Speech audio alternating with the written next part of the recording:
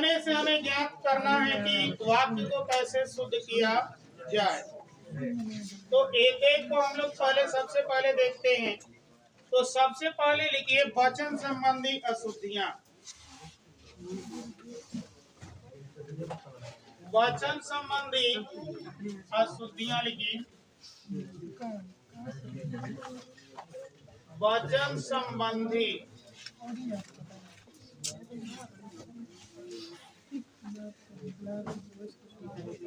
अशुद्धियां कहते हैं। कहाँ पे अशुद्धियां हैं? तो हमने लिख दिया है वचन संबंधी। वाक्य बोलिए पहला। देखिए ऐसे है सबों ने यह राय। देखिए ये वाक्य है, हम देख रहे हैं कि यहां पर लिखा है, इसमें हमें छांटना है, यह है सर्वनाम, लेकिन इसमें वचन संबंधी क्या है? त्रुटि है। हम करते हैं, देखिए मैं जो शब्द होता है एक वचन में प्रयोग होता है, इसका हम यहां पर लिख दिया, सब लिख दिया, तो ये क्या हो गया? बहुवचन हो गया। तो जब बहुवचन हो गया तो यहां पर जो बहुवचन यहां दिया है तो वो का जो प्रयोग किया गया है यहां पर नहीं होगा। होगा कब? कि जब यह सर्वनाम न हो करके अगर संज्ञा रहता तो हम क्या करते? ओ का प्रयोग करते। लेकिन किस दृष्टि से में? जब यहां ने रहेगा, कारक चिन्ह रहेगा तब। और जब कारक चिन्ह रहेगा लेकिन उससे पहले यदि सर्वनाम है तो कारक चिन्ह को याद रखिए, कभी अलग नहीं लिख सकते। सर्वनाम में क्या करेंगे? मिलाकर लिखेंगे।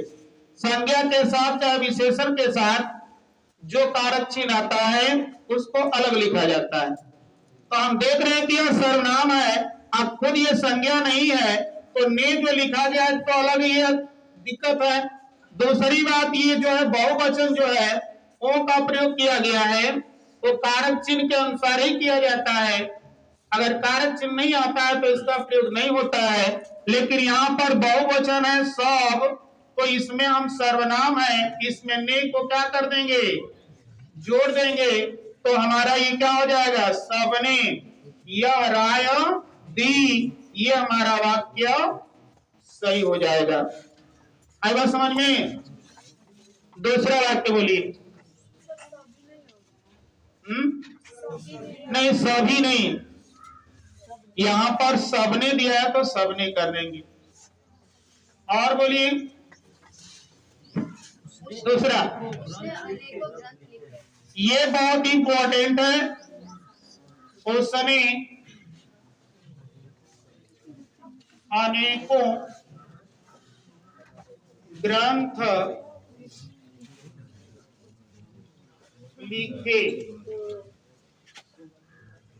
देखिए इस तरह से यहां पर जो है इसको ऐसे लिखिएगा,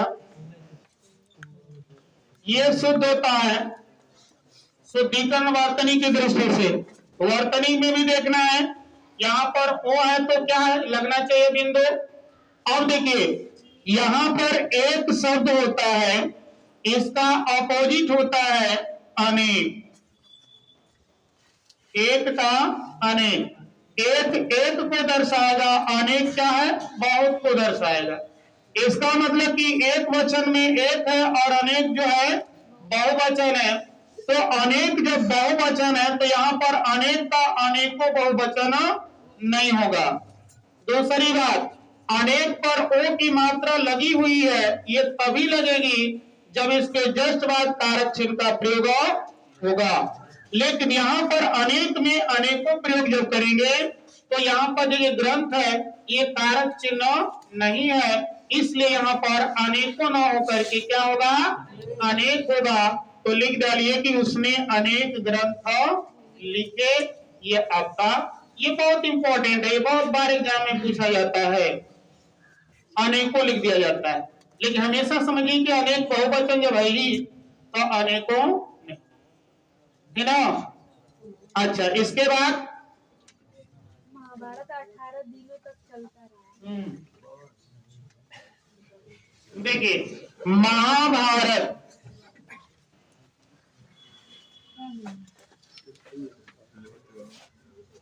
18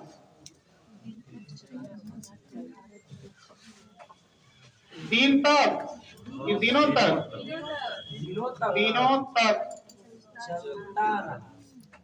चलता। देखिए, अब यहाँ पर लिखा कि महाभारत 18 दिनों तक चलता। अब देखिए, यहाँ पर वही बात बार बार बता रहे हैं। ये जो ओ का प्रयोग आप देख रहे हैं, ये लगा हुआ है किस पर? दिनों पर। ये बताइए कि दिनों के जस्ट बाद कोई कारक चिन्ह यहाँ पर है? जब नहीं है तो यहाँ क्या होना चाहिए? ओ का प्रयोग नहीं होगा, जाहिर सी बात है। तो चूंकि, अच्छा दूसरी बात, ये 18 जो लिख दिया है, ये खुदे 18 क्या है? बहुवचन है कि नहीं है? तो जब बहुवचन है तो किसको दर्शा रहा है? दिन को। कि दिन कितने हैं? तो 18 हैं। इसलिए यहाँ पर ओ का प्रयोग ना हो करके केवल क्या हो जाएगा? शुद्ध कर लेंगे ना। इसी तरह आपको शुद्ध करना है, देखना है। इसके बाद बोलिए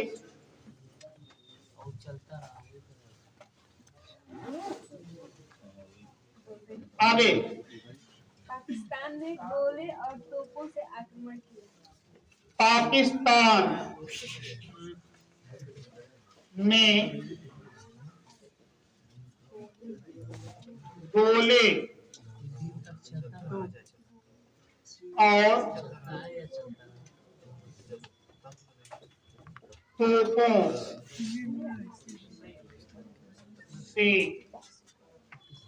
आक्रमण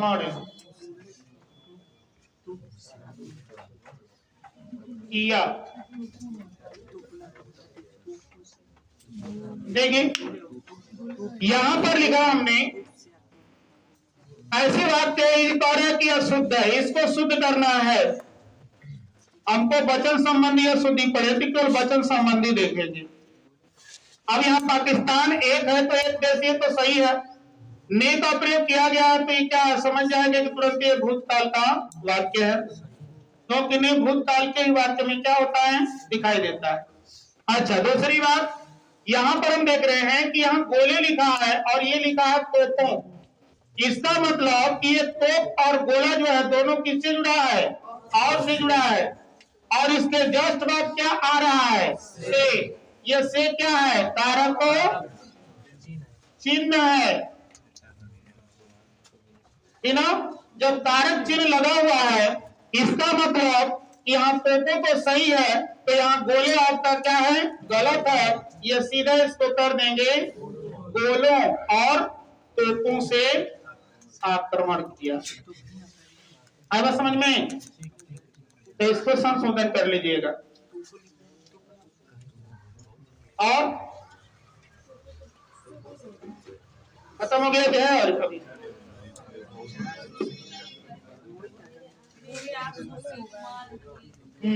देखिए, मेरे, बोलिए बात, मेरे आंसू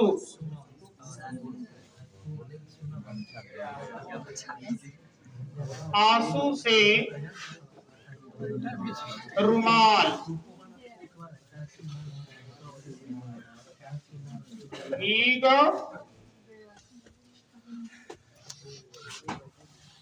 गया। देखिए, मेरे आंसू से रुमाल भीग गया। अब देखिए, यहाँ जस्ट आप क्या से देख रहे हैं ना? से क्या है? कारक चिन्ह है। आइए, तो आपका सर्वनाम है ना। हमको वचन संबंधी अशुद्धि छांटना है। यहाँ पर वचन संबंधी बताइए। आंसू शब्द पहले बताइए कि ये एक वचन है कि बहुवचन है? एक वचन है। पगला गए सब लोग। हमेशा याद रखिए, आंसू बहुवचन में ही प्रयोग किया जाता है। आंसू, प्राण, दर्शन, ये सब क्या है, बहुवचन में प्रयोग किया जाता है। इसको नोट कराए होंगे। ठीक, तो यहाँ आंसू जो बहुवचन है, लेकिन यहाँ पर से लग गया है तो सीधे कारक चिन्ह लगा हुआ है। इसका मतलब यहाँ आंसू न करके सीधे कर देंगे क्या है, आंसू ओ कर देंगे। तो मेरे आंसुओं से, ठीक, रुमाल क्या हो गया, भीग गया, है ना। और रुमाल याद रखिएगा, ये बड़ा रू होना चाहिए, ऊ, देर की मात्रा। ठीक, और कोई है वाक्य, हाँ, तेरी बात सुनते सुनते,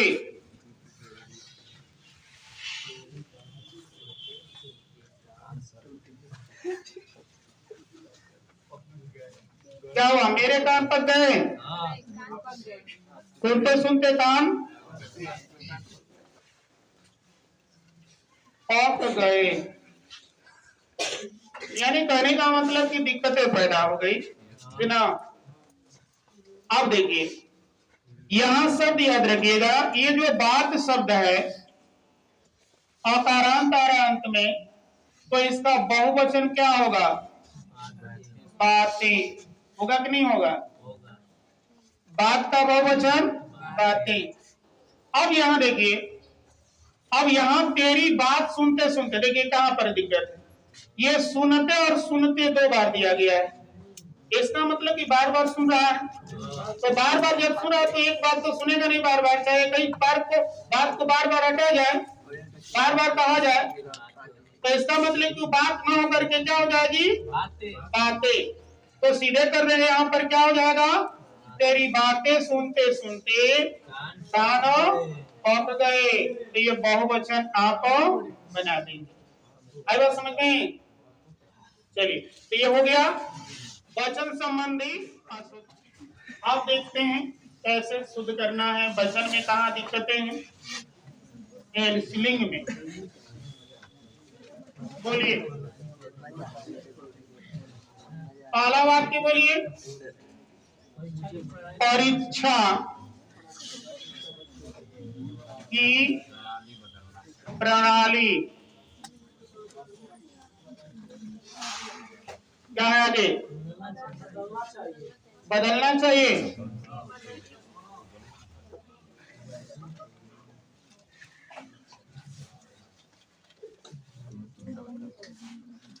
देखिए हम लोग पढ़ रहे हैं लिंग संबंधी अशुद्धियां।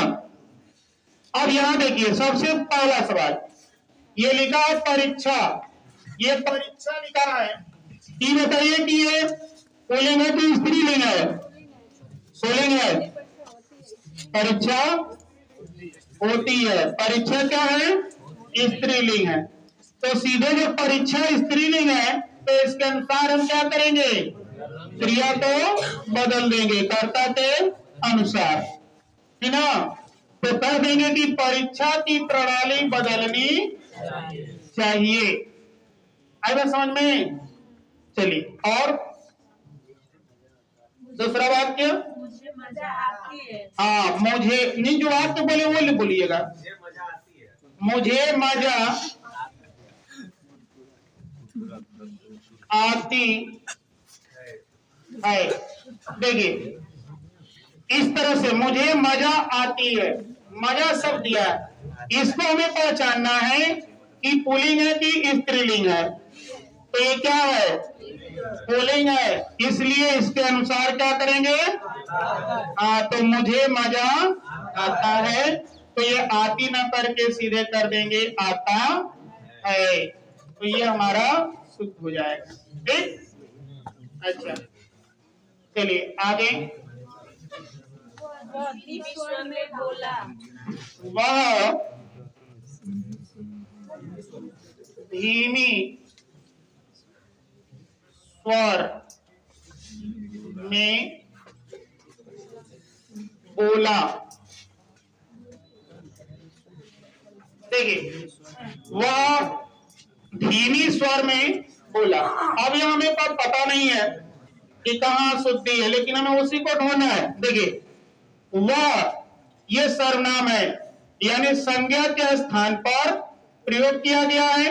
वह का मतलब, सर्वनाम का मतलब सबका नाम, या पुरुष और स्त्री दोनों का हम नाम क्या है, स्वतंत्र है, रख सकते हैं। ठीक, तो यह लिखा कि वह धीमी स्वर में बोला। तो यहां पर हम देख रहे हैं कि स्वर चूंकि यहाँ पर पुल्लिंग है, तो यहाँ धीमी क्या है, स्त्रीलिंग दर्शाया गया है। अब ये स्त्रीलिंग ना होकर के क्या करेंगे, पुल्लिंग में बदल देंगे, तो ये कर देंगे कि धीमे, है ना, धीमे स्वर में बोला। तो इस तरह से वाक्य हमारा हो जाए। आई बात समझ में? तो ये धीमी ना करके क्या कर देंगे, धीमे। और आगे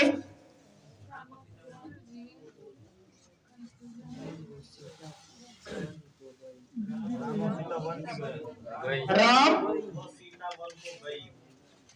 और सीता वन को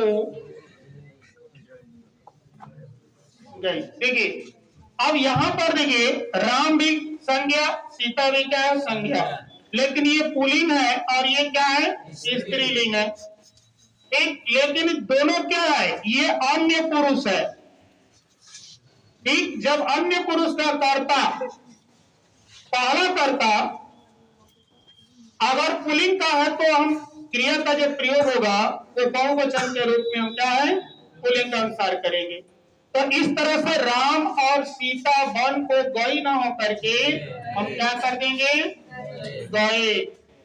आई बात समझ में? ऐसे कर देंगे, क्योंकि राम और श्याम और से क्या है, जुड़े हुए हैं। अच्छा, और लड़की ने जोर से हंस दिया।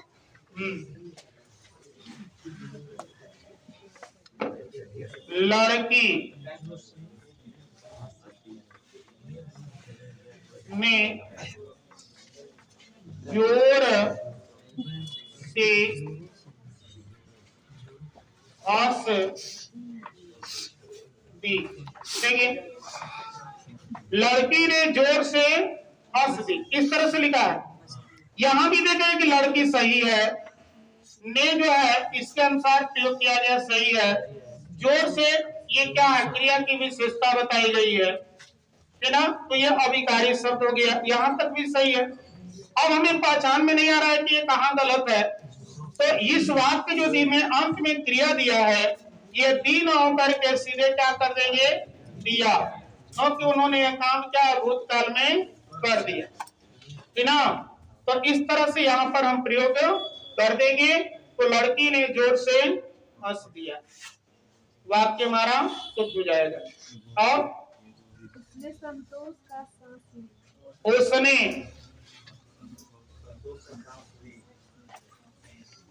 संतोष का सांस ली। इसका मतलब कि सांस जो शब्द है स्त्रीलिंग है, इसका मतलब ये किया गया है। लेकिन आगे देखते हैं कुछ और है, यहाँ संतोष शब्द दिया है ना। तो यहाँ पर संतोष शब्द दिया है और सांस शब्द दिया, दोनों को जोड़ने का काम ये कारक चिन्ह कर रहा है। इसलिए संतोष का न होकर के इसको क्या कर देंगे, की। तो संतोष की साथ, और ये भी याद रखिए संतोष ये शुद्ध है। संबंधी अशुद्धियां, सर वो संतोष क्यों गलत है वैसे, नीचे वाला? देखिए अगर संधि की दृष्टि से हम देखते हैं कि जब तोड़ते हैं तो ये समधन तोष होता है। आई बात समझ में? और जब ये होता है कि यदि म के बाद अगर कोई स्पर्श व्यंजन आता है, यानी क से लेकर के म तक यही स्पर्श है, तो ये जो म होता है ये अपने इन क से म तक के वर्ग में उसी वर्ग का पांचवा वर्ण हो जाता है। तो यहाँ पर म के बाद क आ गया, तो क का पांचवा अक्षर क्या होगा, न होगा। नौ, और जब न होगा तो इसको हम क्या म को हटाएंगे और इसके जगह पे क्या करेंगे, ऐसे लिख देंगे, तो ये बन जाएगा संतोष। संधि की दृष्टि से। लेकिन इसको हम क्या करेंगे कि अनुस्वार के रूप में हम लिखेंगे तो ये सही माना जाता है, क्योंकि ये सही इसलिए माना जाता है कि तत्सम रूप होता है। तत्सम रूप सही होता है ना। तत्सम में होता है कि जब ये अनुस्वार होता है तो ये 99% समझिए कि तत्सम शब्द में ही प्रयोग किया जाता है। 1-8% होता है वही जो तद्भव में दिखलाता है। जैसे इसी को अभी हमने लिखा ये तत्सम हो जाएगा, लेकिन इसको अगर हम लिख देते हैं ऐसे तो ये आपका क्या होगा, सही होगा नहीं, ये गलत होगा। और इसको देखिए, अगर ये पंथ लिख दिया हमने तो ये आपका गलत हो जाएगा, और इसी को पंथ है ऐसे लिख दिया तो ये गलत हो गया। इसी को अब ऐसे लिखेंगे तो ये आपका सही हो जाता है। उसी का तो सर उसी का है, लेकिन यहाँ पर पंथ ये शब्द और इस शब्द में अंतर हो जाता है। पंथ का मतलब होता है रास्ता, है ना, और पंथ माने एक होता है संप्रदाय भी। लेकिन ये तत्सम रूप में इसको लिया जाता है, इसको नहीं लिया जाता है ना। कुछ ऐसी विशेषताएं होती हैं, इसलिए यहाँ पर ये वाला शुद्ध होगा, ये वाला अशुद्ध माना जाता है। और बोलिए, चलिए अब बोलिए पहला वाक्य। मैं रविवार के दिन तुम्हारे घर मैं रविवार के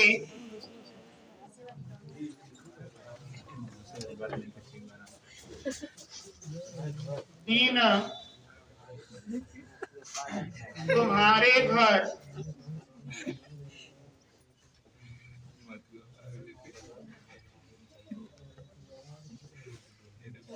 और संज्ञा संबंधी अशुद्धियां। बताइए इसमें संज्ञा शब्द कहाँ दिखाई दे रहा है, कौन कौन संज्ञा शब्द है बताइए। कौन इसमें संज्ञा के रूप में प्रयोग हुआ है? रविवार है, दिन क्या रविवार है संज्ञा, और दिन है संज्ञा, और घर है संज्ञा। चलिए इतना तो पहचान में आ गया। अब हम देखेंगे कि अशुद्धि कहां पर है, क्योंकि संज्ञा संबंधी अशुद्धि छांटना है। तो हम देख रहे हैं कि यहाँ पर रविवार संज्ञा, दिन संज्ञा, घर संज्ञा। तो घर आऊंगा ये तो ठीक है, यहाँ तक कि तुम्हारे घर आऊंगा ये तो जगह का नाम बता दिया, ठीक है। लेकिन यहाँ दिया कि रविवार के दिन, रविवार के दिन लिखा है तो ये रविवार व्यक्तिवाचक संज्ञा हो गया, और दिन जो है जाति वाचक। तो रविवार चूंकि एक दिन है ही, तो ये दिन लिखने की जरूरत तो नहीं है ना। तो इसको हम काट देंगे, थोड़ा सा चेंज करेंगे कि मैं रविवार को है ना तुम्हारे घरों, सही हो जाएगा। तो इस तरह से कर लीजिएगा।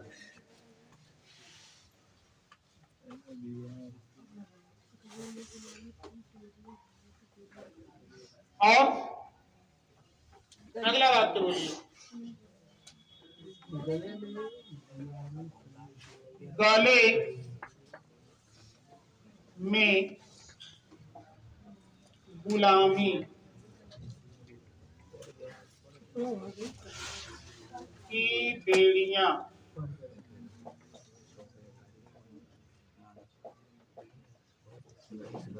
पड़ी, देखिए पड़ गई।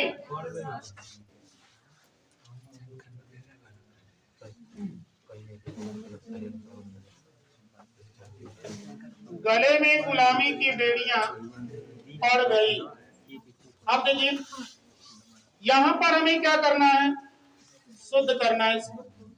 अब देखिए इसमें बताइए संज्ञा कौन है इसमें, गुलामी और बेड़ियां और अरे भैया ये भी तो है, एक शरीर का एक पार्ट है, शरीर का एक पार्ट है।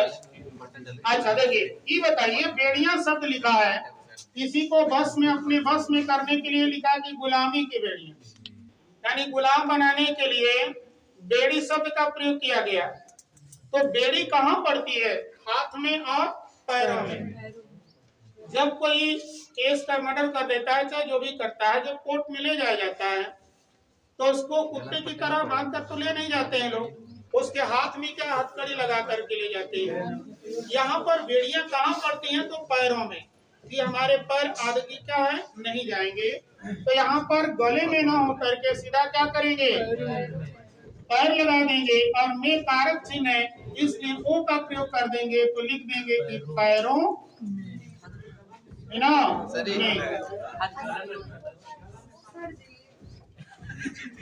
बेड़ी हमेशा हाथ और पैर में ही रखा जाए, गले में है ना। तो यहाँ लिख देंगे पैरों में गुलामी की बेड़ियां पड़ गई, है ना। हाँ, आप गुलाम हो गए। और मुझे सफल होने की निराशा है। हाँ, मुझे सफल होने की निराशा है।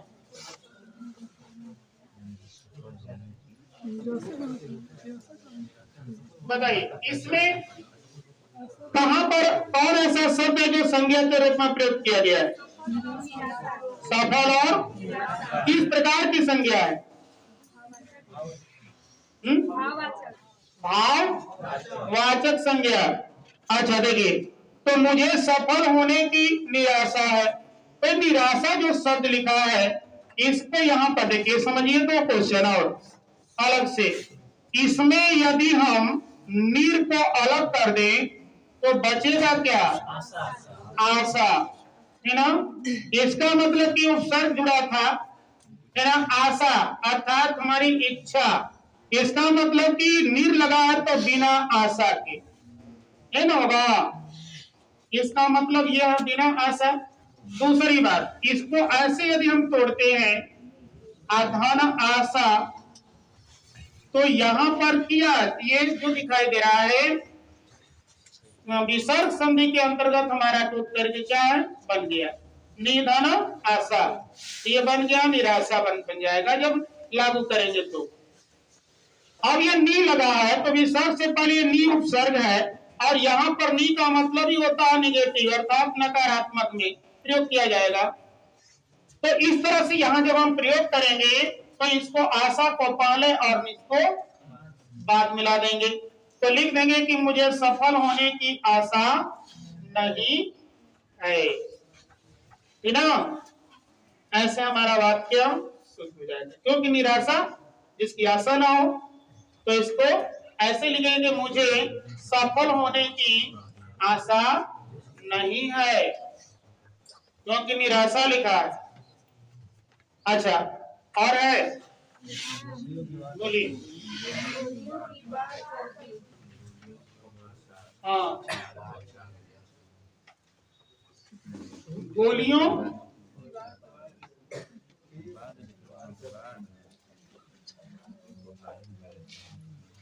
की बाढ़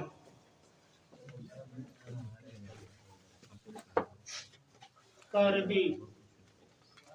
देखिए गोलियों की बात, तो यहाँ पर तो गोलियां ठीक है क्योंकि की का प्रयोग किया गया, तो यहाँ पर जाहिर सी बात है कि ओ का प्रयोग होगा। यहाँ बाढ़ का मतलब कि गोली की बाढ़ नहीं आती है ना। ये बाढ़ शब्द क्या है? आपका संज्ञा है। अब ये जातिवाचक संज्ञा है, तो यहाँ पर बाढ़ के जगह पे हम क्या कर देंगे, यानी बौछार, है ना। तो बौछार कर दी। तो इस तरह से यहाँ पर हम बदल देंगे, संज्ञा के स्थान पर संज्ञा कर देंगे। और वो मेरे शब्दों पर ध्यान नहीं, वह मेरे शब्दों पर ध्यान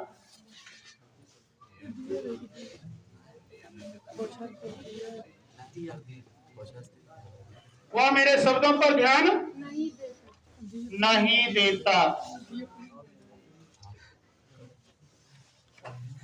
अब देखिए वह मेरे शब्दों पर ध्यान नहीं देता। शब्द यानी शब्द का प्रयोग हम किस रूप में करते हैं, यानी बात के रूप में करते हैं। जो हम बोलते हैं वो क्या होता है, शब्द बोलते हैं, लेकिन उसको सुनने वाला क्या सुनता है, बात के रूप में सुनता है। तो इस तरह से यहाँ पर हम देख रहे हैं कि शब्दों का प्रयोग लिखा है, तो ये आपको संज्ञा के रूप में यहाँ शब्द करके यहाँ क्या करेंगे, बात। और बात आप पर लिखा है तो क्या कर देंगे यहाँ पर, बातों पर। लेकिन कोई जरूरी नहीं है यहाँ पर वह मेरे बात पर। तो यहाँ देखिए, यहाँ मेरे बात स्त्रीलिंग है, इसलिए यहाँ पर क्या लगाएंगे, मेरी लगाएंगे। मेरी बात पर ध्यान नहीं देता। और है लगा दीजिए, है लगाए, केवल यही इतना है।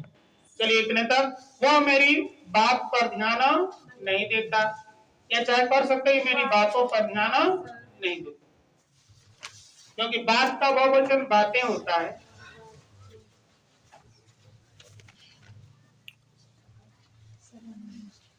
चलिए कुछ आगे देखते हैं।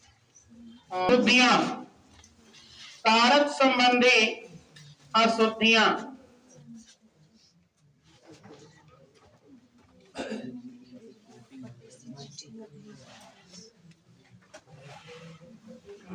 बोलिए पहला वाक्य। हमने यह काम करना है। हमने यह काम करना है। हमने यह काम करना है। यह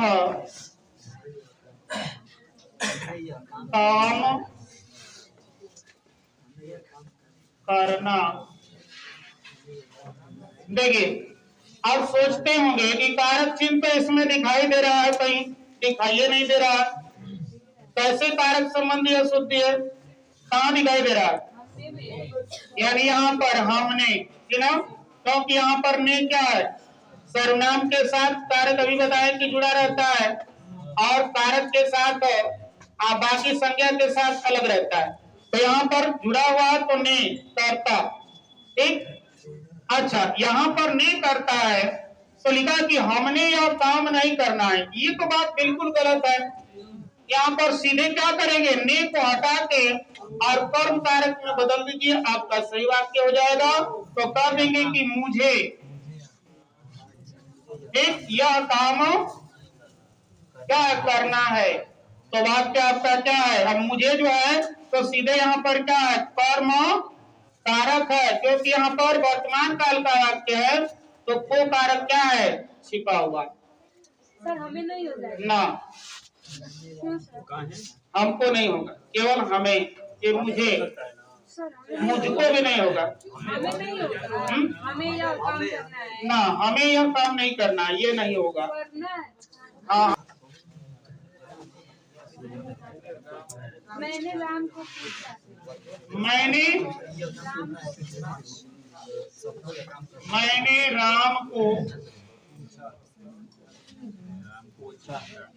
हाँ, देखिए यहाँ तो ठीक है, मैं के साथ नहीं का प्रयोग हुआ, ठीक है, सर्वनाम के साथ। अच्छा, राम को पूछा, तो राम को पूछा, इसका मतलब कि किसी को ये नहीं बता रहे कि फलाने से पूछा, है ना, इसका मतलब कि फलाने से ही पूछा। किसी दूसरे से कहता कि मैंने उससे राम को पूछा, उसके बारे में पूछा, तब तो हो जाता। लेकिन यहाँ सीधे डायरेक्टली क्या है कि राम शब्द लिखा है, तो इसके साथ को जो चिन्ह लगा हुआ है, यह आपको क्या गलत है। यहाँ पर क्या होना चाहिए, से। तो मैंने राम से पूछा, ये कारक चिन्ह में त्रुटि को लगा देंगे। फिर इसके बाद सबसे नमस्ते। तब से नमस्ते। देखिए अब यहाँ सबसे नमस्ते, तो से न होकर के अब सबसे से क्या, अगर अलगाव के अर्थ में या साधन के अर्थ में देखेंगे तो इसका प्रयोग यहाँ पर बिल्कुल औचित्य नहीं है, इसका प्रयोग। तो इस तरह से गलत है। इस तरह से यहाँ लगाएंगे, यहाँ से को हटा करके क्या करेंगे, को, तो यह हो जाएगा क्या है, सब को क्या है, नमस्ते, है ना। अब नौकर का कमीज। नौकर का कमीज,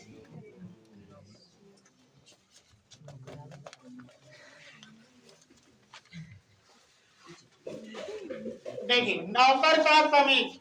अब बताइए का लगा हुआ है, केवल चिन्ह कारक है ना। अब बताइए इसमें कहां पर त्रुटि है, तो कारक हम पढ़े हैं, कारक चिन्ह। तो हम देख रहे हैं कि नौकर के साथ ये क्या है, का लगा हुआ है।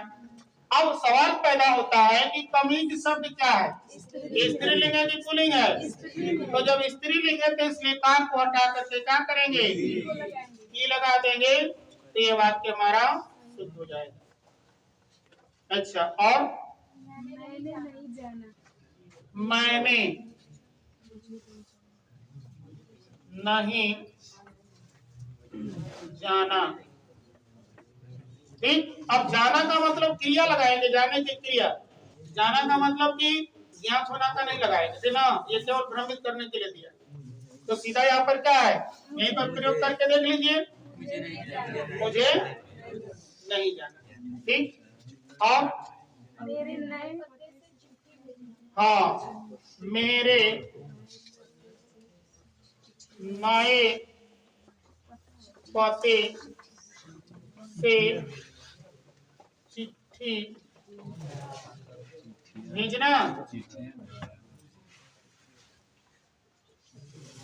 देखिए मेरे नए पते से चिट्ठी भेजना, भाई पते से तो साधन के अर्थ में थोड़ा प्रयोग यहाँ पर हो, यहाँ पर क्रिया के आधार को दिखाना है, इसलिए से को हटा करके हम क्या करेंगे, और लगा देंगे कि मेरे नए पते पर चिट्ठी भेजना। का नहीं, कल नहीं, यहाँ तो नहीं हो, यहाँ करेंगे तो बिल्कुल गलत हो जाएगा।